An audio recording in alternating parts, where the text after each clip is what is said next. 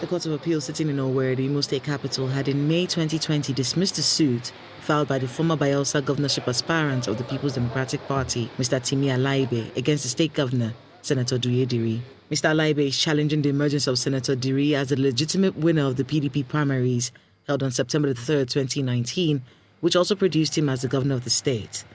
The former governorship aspirant had dragged Senator Duye Diri and the Independent National Electoral Commission, INEC, to court over what he described as a flawed process of the PDP primary.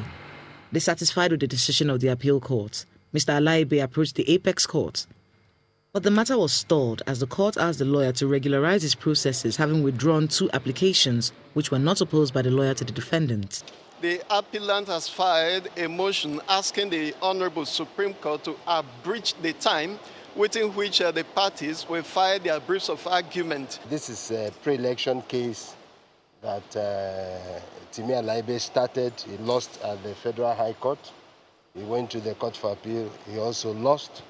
And here he is now before the Supreme Court.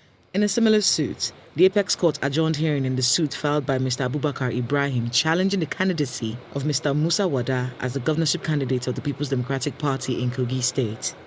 Lawyers to both parties defend their position on the matter. The basic issue before the court was that the appellant won the primary election in Kogi primaries of the PDP.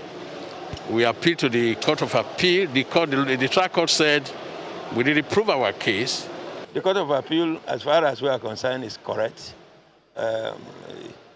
His allegations that he won primary had been dismissed by the trial court, affirmed by the Court of Appeal, and then we are here to defend that position.